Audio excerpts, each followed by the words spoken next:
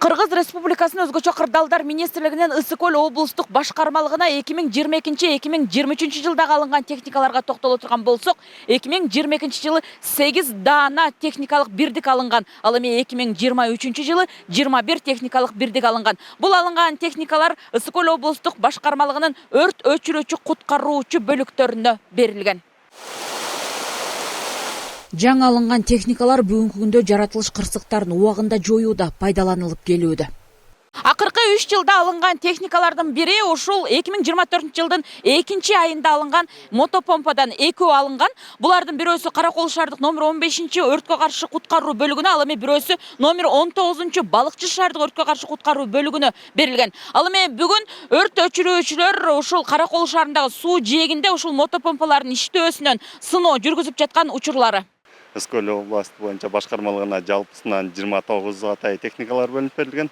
Анын ичинен 24 өрт өчүрүүчү машиналар жана 2 хоо үлгүсүндөгү авариялык куткаруу унаасы жана ошондой эле бир өздүк курамда ташыганга бир автобус жана чалгындоо иштерин жүргүзүүгө арналган атайын пикап үлгүсүндө, жак үлгүсүндөгү пикап машинасы берилген. Ошондой эле Чолпон Ата шаарында 31 жаңы өрткө каршы куткаруу бөлүгүнүн ачылышында жаңы Toyota үлгүсүндөгү авариялык куткаруу унаасы алынган. Ысык Көл облусунда 2023 жылдын август айында Түп районунун Байзак кең суу айылдарында катуу нөшөрлөгөн жаандан улам сел жүргөн.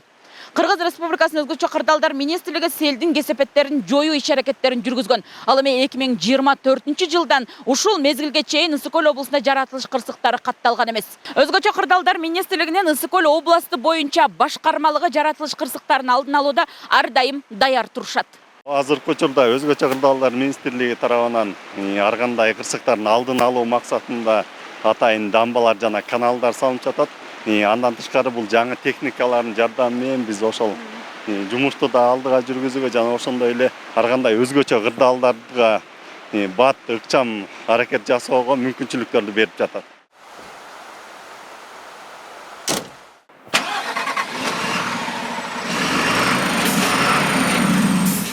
Азыр биз Хово өлкөсүндөгү авариялык куткаруу унаасында турабыз. Бул унаа 2023 жылы алынган. Эң артыкчылыгы бул манипулятору барынан айтып келет. Азыр бул жерде Чыңгыз аба айдоочудан дагы сурап көрөлү. Унаанын артыкчылыгы эмнеде? Бул жаңы унаа манипулятор менен алдындагы тарткычы менен бүт орнотулган.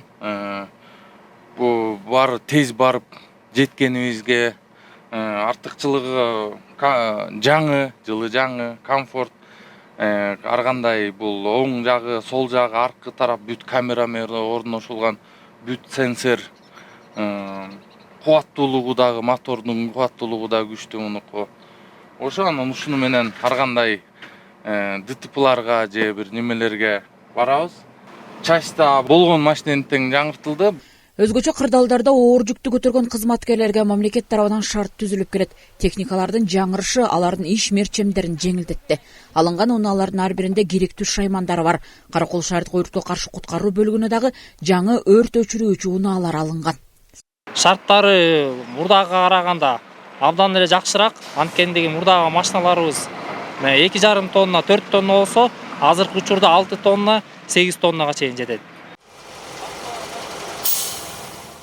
Каракол шаарындагы номер 15 өрткө каршы куткаруу бөлүгүндө акыркы 2022, 23, 24 жылдарда алып караганда 5 жаңы техника менен толукталган. Ал эми 2024 жылда дагы бир катар куткаруучу каражаттар менен толукталары күтүлүүдө. Салтанат Керимкул кызы, Нурдин Урманбетов, Каракол шаарынан.